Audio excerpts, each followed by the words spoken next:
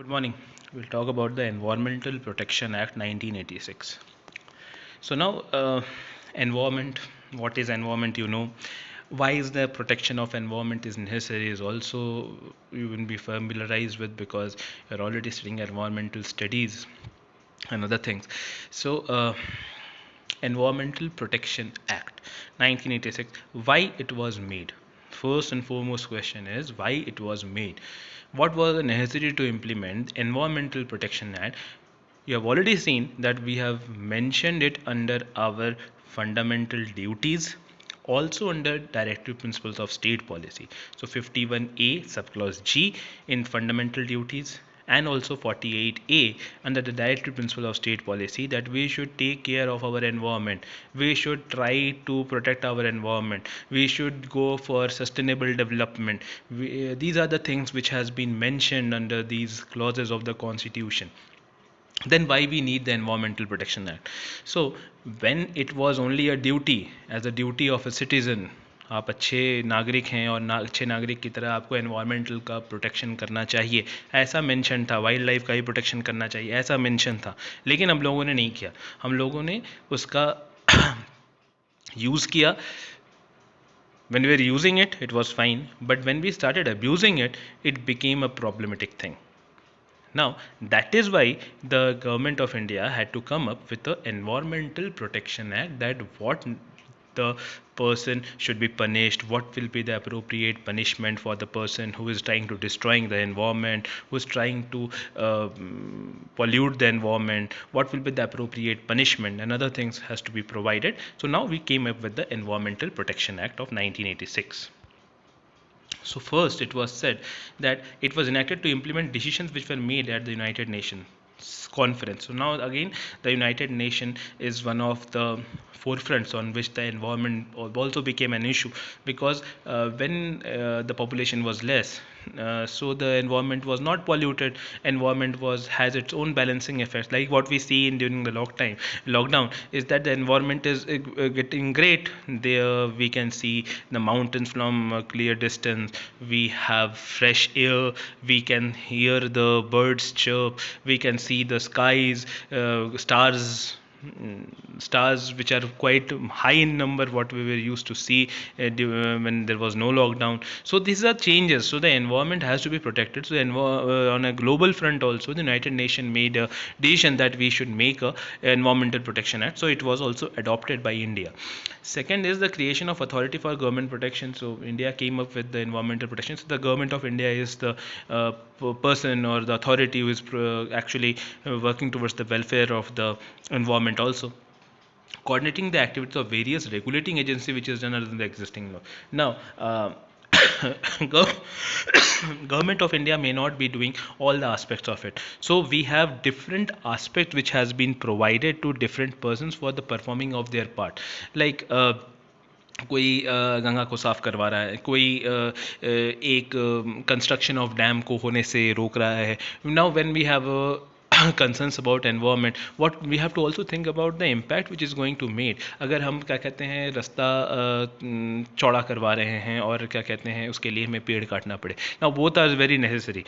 As traffic has increased, so we need roads, so we have to cut down trees. But the alternative is, like, now when we cut trees we have to plant trees. Though we plant trees, we cut 1 lakh trees, we plant 5 lakh trees, but there is a environmental gap, because आपने जो काटा है वो full grown trees था, were capable of giving out oxygen, but what you have planted may not be able to give out oxygen. As a shrubs or small plants, they won't be able to compensate the need for oxygen by these things. So now that is what we have to balance. Providing deterrent punishment to who inculcate in endangering human environment safety and health. तो लोग ऐसा कोई चीज़ कर रहे हैं जिससे हमारा health ख़राब होता है या एनवायरनमेंट को नुकसान पहुंचता है, तो उन लोगों को पनिश किया जाए. Sustainable development, that is, you must have been hearing it from a long time. So now the sustainable development is the key.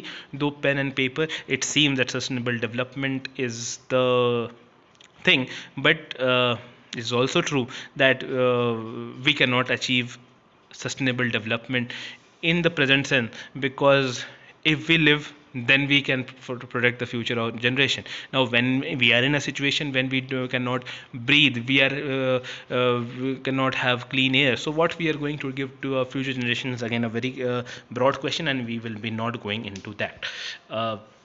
So one of the cases in Vellore Citizens Welfare Forum versus Union of India, it was said by the Supreme Court that what will be the appropriate punishment for the person who actually comes up with some environmental disaster. So there is a precautionary principle. Precautionary principle is that you have to take proper care of the environment. You have to take what is the nature of the environment, and what is the thing you are doing is should not be polluting the environment. Suppose I come up with a factory in a place where there is acute water shortage.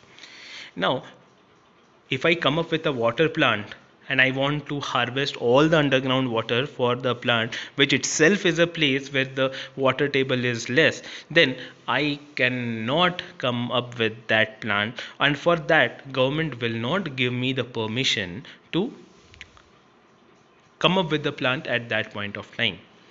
वहाँ पे मेरे को permission नहीं मिल सकता है. अगर permission देता भी है तो सब्सिक्वेंटली वो विड्रॉ किया जाएगा after the environmental impact assessment. So what is the environmental impact assessment, ये हम लोग थोड़ा देर में पढ़ेंगे. पॉल्यूटर पे प्रिंसिपल.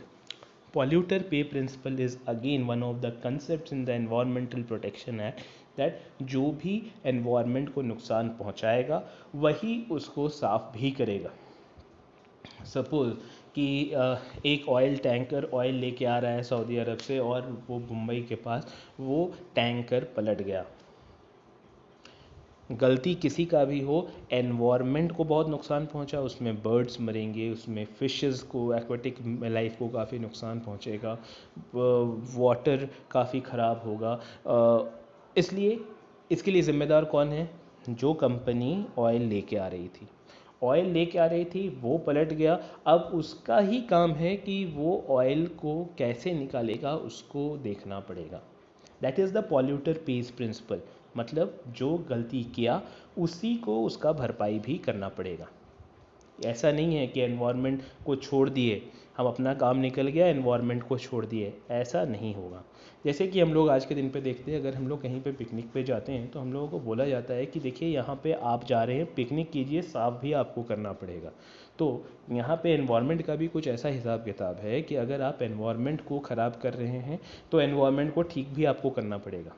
तो इसका मतलब ये नहीं है कि आप पैसे दे के एनवायरनमेंट को ख़राब कर सकते हैं. हाँ, हम ठीक कर देंगे, तो उस ठीक करने के लिए आप पहले ख़राब कीजिएगा, ऐसा ज़रूरी नहीं है. तो वो ऊपर लिखा हुआ है प्रिकॉशनरी प्रिंसिपल कि आप एनवायरनमेंट को ख़राब भी नहीं कर सकते हैं, और अगर गलती से आप ख़राब किए भी तो भी आपको उसको ठीक करना पड़ेगा. तो इसका मतलब ये यहाँ पे कहीं पे नहीं निकलेगा कि आप पैसे दे के एनवायरनमेंट को ख़राब कर सकते हैं. तो पहला प्रिंसिपल है precautionary principle, certain precaution has to be taken when you are dealing with the environment. और second, polluter pays principle. Whenever there is a pollution which has been done by a person, he is the person who is responsible for cleaning up the mess what he has done. These are some of the things जिसमें क्या कहते हैं precautions लगता है. Hazards चीज़ में, hazards substances में, handling hazards substances, जैसे कि हैंडलिंग सबसे बड़ा जो आज के दिन पे कुछ दिन में होने वाला है वो that is the electronic waste. What do we do about the electronic waste? We have thousands, lakhs, crores of mobile phones. What will happen to the mobile phones? हम लोग refurbished mobile phones use कर रहे हैं, but one or the other time it will be going to the trashes. And what will be happening to the so much of electronic waste that we create? Second is also the radioactive waste we have, उसका कैसे disposition किया जाए. Hazardous substance also includes the medical and terminal waste which comes out of the hospitals. These are the some things which are to be which are very which are the very neat topics which we need to discuss, because these are causing environmental degradation, and how do we handle these things is also the way forward. procedure safeguard required for the prevention of accident which may cause environmental pollution and also remedies for it. So some of the things like what I told about that tankers with million of tons of oils, if there is a accident in the high sea, there will be lots of oils in the sea. Now how do we control these things, how do we damage control these things are the concerns before the environmental protection agencies. Now coming to environmental impact assessment, this is the most important part of the Environmental Protection Act. What is the environmental impact assessment? So actually the environmental impact assessment is a report which has to be signed before a project is given a green signal. Suppose that there is a dam has to be constructed in a place, हम dam बनाना चाहते हैं और dam के लिए बहुत सारा permissions लेना पड़ेगा. ठीक है, परमिशंस लेना पड़ेगा, फॉरेस्ट काटना पड़ेगा, इतना बड़ा प्लेस चाहिए, अगर कोई नियर बाई विसिनिटी है उस नेटिव विलेज को हटाना पड़ेगा. That all has been provided, उसका क्या कहते हैं, दे दिया गया permission. But there is something which has to be calculated, what is the impact on the environment. आज से 10 साल बाद अगर हम ये डैम बनाते हैं तो इसका इम्पैक्ट क्या होगा. उसका हो सकता है एनवायरनमेंट पे अच्छा इम्पैक्ट पड़े, ख़राब इम्पैक्ट पड़े. हो सकता है 10 साल के बाद इस जगह पे अर्थक्वेक प्रोन एरिया है, अर्थक्वेक आ जाएगा तो वो डैम टूट जाएगा. ये इन सब चीज़ों को ध्यान में रख के ही हम लोगों को आगे का फैसला लेना पड़ता है. So now when we come up with the environmental impact assessment report, then only the signal is given. So environmental impact assessment का जो रिपोर्ट होगा वो कौन बना सकता है, कोई एनवायरमेंटलिस्ट ही बना सकता है. एनवायरमेंटलिस्ट मतलब जो भी पर्सन है, if he is can handle that environmental impact assessment. कौन हैंडल कर सकता है, जो कि एनवायरमेंटलिस्ट होगा. एनवायरमेंटलिस्ट अगर उसको हैंडल कर सकता है then only we can say that कि हाँ ये जो रिपोर्ट का ग्रीन सिग्नल अगर एनवायरमेंटलिस्ट दे देता है तो ठीक है, ये एनवायरमेंट इम्पैक्ट असेसमेंट सही है और इसके ऊपर क्या काम होगा ये इस पर बात किया जा सकता है. Now when we talk about environmental impact assessment, अगर समझिए एनवायरमेंटलिस्ट के पास खुद इतना पैसा नहीं होगा कि कौन इस रिपोर्ट को खुद से दे सके. गवर्नमेंट को लीस्ट इंटरेस्ट होता है कि हमारे एनवायरनमेंट से क्या फ़र्क पड़ता है, क्योंकि जो भी पर्सन होते हैं उनको कोई मतलब होता नहीं. So now it is a mandatory part. तो कौन देगा, तो द इंटरेस्टेड पार्टी समझो कि आदित्य बिरला ग्रुप को एक यहाँ पे ही अपने झारखंड में एक केस हुआ था कि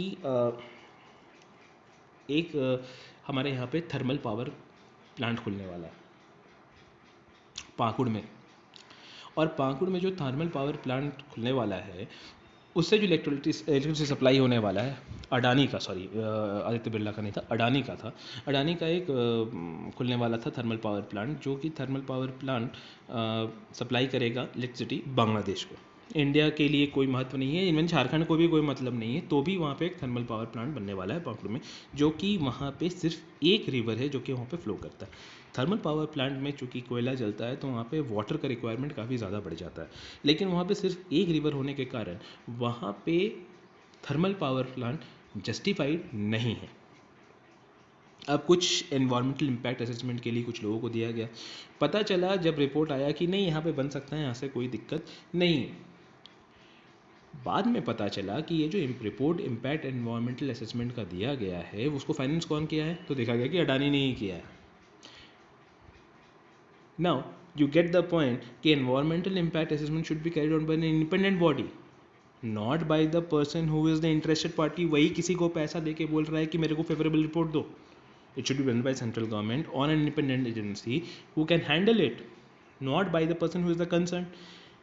काफ़ी प्रोटेस्ट हुआ लोगों को एनवायरमेंटल इम्पैक्ट असेसमेंट के बाद. जब भी वो बनाने जाते हैं उससे पहले सवाल जवाब करने का भी मौका मिलता है, वहाँ पे सवाल जवाब हुआ, काफ़ी कहा सुनी हुआ, लेकिन कोई फ़ायदा नहीं हुआ. The environmental impact assessment should not be a मियर I watch, but it should be carried on subsequently in a manner that is the need. और उस नीड के लिए हम लोगों को देखना पड़ेगा कि हम लोग काफ़ी अच्छे से उसको अच्छे से बनाए, उस रिपोर्ट को बनाए और सही में एनवायरमेंट प्रोटेक्शन के लिए काम करें. 15 के लिए बोलता है, सेक्शन 15 जो है यहाँ पे बोलता है कि जो भी person on behalf of the company, on behalf of the establishment जो भी काम कर रहा है, कि कोई भी अगर बनाता है, कोई भी अगर लॉ बनता है, ये होना चाहिए कि that should be favourable for that, for the environment protection के लिए ही होना चाहिए। तो अगर वैसा लॉ बनता है और इसमें कोई भी कॉन्ट्रावेंशन होता है, कुछ भी गलत होता है, तो उसके लिए क्या होना चाहिए? Imprisonment with a time period of 5 years। एक जो आपका फ़ाइन होगा वो 1 लाख रुपीज़ होगा, और दोनों फ़ाइन दिया जा सकता है। एंड अगर मना करने के बाद भी वो ऑफेंस 1 साल तक ज़्यादा चला तो वो 7 साल का इम्प्रिजनमेंट भी हो सकता है। That is one of the things which has been made by environmental protection act, कि अगर आप कंटिन्यूइंग ऑफेंस करते जा रहे हैं, मना किया गया है, तब भी आप 1 साल तक वो करते जा रहे हैं, तो आपको 7 साल तक का भी सज़ा मिल सकता है, जो कि नॉर्मली 5 साल का है। Section 16 does the vicarious liability. Vicarious liability का मतलब होता है कि जो भी इंडस्ट्रीज़ खोल रहे हैं उनका एक लाइबिलिटी होता है कि वो इंडस्ट्री ठीक से काम करे और एनवायरनमेंट को भी नुकसान नहीं पहुंचाए। ये इनका वाइकेरियस लाइबिलिटी है। हम अपना कंपनी खोल रहे हैं जिससे हम अपना फ़ायदा कराना चाहते हैं, लेकिन ठीक है, लेकिन हमारा एक इनबिल्ट एक कंसर्न एनवायरनमेंट के लिए भी होना चाहिए, और जो भी पर्सन, मैनेजर जो भी वहाँ पे उसके लिए काम कर रहे हैं, वो उसके लिए जिम्मेवार होगा। अगर वो कोई भी काम कर रहा है उसके लिए जिम्मेदार है। किस सूरत में वो जिम्मेदार नहीं होगा, तो वो 2 एक्सेप्शन लिखा हुआ है। If the offence is committed without his knowledge, अगर उसको उसकी चीज़ का नॉलेज नहीं था, मतलब कि उसका कोई सबऑर्डिनेट जिसने उसको बिना बताए काम को किया है, जो कि बड़ा ही मुश्किल चीज़ है। दूसरा, if he has taken diligent care to prevent the commission of the offence, अगर उसने सारा प्रिकॉशनरी प्रिंसिपल लिया है और उसके बाद कुछ ऐसा हुआ है जो कि उसके कंट्रोल में नहीं है, जो कि हम लोग बोलते हैं एक्ट ऑफ गॉड। तो एक्ट ऑफ गॉड मतलब कि ऐसा नहीं होना था, लेकिन कुछ विशेष कारणों से वो हो गया, तब जाके वो जिम्मेदार नहीं होगा। तो यहाँ पे जैसे बोलता है कि एक एग्जांपल दिया है, when any company is emitting some hazardous substances out of its industry and is taking care of the standard level of the harm produce the environment, and if the offence committed is not in the knowledge of the person taking the liability, then the person will not stand as liable. अब यहाँ पे कुछ hazardous substance को emit किया जा रहा है, लेकिन उसको पता है कि ये जो एमिट किया जा रहा है ये एमिटिंग स्टैंडर्ड के हिसाब से है, लेकिन अगर उस एमिशन में कुछ और प्रोडक्शन शुरू कर दे उसके बिना नॉलेज से, और जिससे एमिशन बढ़ जाए, then he will not be liable. ठीक है, समझो कि हम एक गाड़ी के मालिक हैं, हम उसमें बोले हैं कि भाई पेट्रोल का गाड़ी है, पेट्रोल का एमिशन चेक में होता है, हम नॉर्मल गाड़ी खरीदे हैं, नॉर्मल एमिशन जो चेक होता है, हम पोल्यूशन सर्टिफिकेट बना लिए और पोल्यूशन सर्टिफिकेट के हिसाब से चला रहे हैं। अब हम अपना गाड़ी ड्राइवर को दे दिए, और ड्राइवर ने क्या किया, पेट्रोल का पैसा बचाने के लिए इंजन का जो हो उसने क्या किया, उसमें केरोसिन डाल के चलाना शुरू कर दिया। Will it be having the same emitting norms which is complied by the industrial automobile industries, or what is made by the government of Jharkhand, government of India? नहीं होगा, ज़्यादा होने लगेगा। now will the मालिक जो है क्या उसको पनिशमेंट दिया जाएगा? नहीं दिया जाएगा, क्योंकि इसने ड्राइवर ने गलती किया है, और इस ड्राइवर का गलती के लिए मालिक को सज़ा नहीं दिया जाएगा। ऐसे ही सिमिलरली आपका इंडस्ट्रीज़ में भी अगर कोई सबऑर्डिनेट करता है जिससे मालिक को इस चीज़ का पता नहीं है, तो उसके लिए मालिक जिम्मेदार नहीं होगा, दो ही हैज़ टू पे the compensation for what the things, जो भी उसका नुकसान हुआ है उसके लिए उसको कंपनसेशन देना पड़ेगा, दो उसके लिए उसको हो सकता है इम्प्रिजनमेंट ना मिले। ठीक है, तो ये एनवायरमेंटल प्रोटेक्शन एक्ट के बारे में हम लोग बात किए। ठीक है, तो बाद में हम लोग और बाकी एक्ट के बात करेंगे, जो कि wild life protection act and other act, similar acts.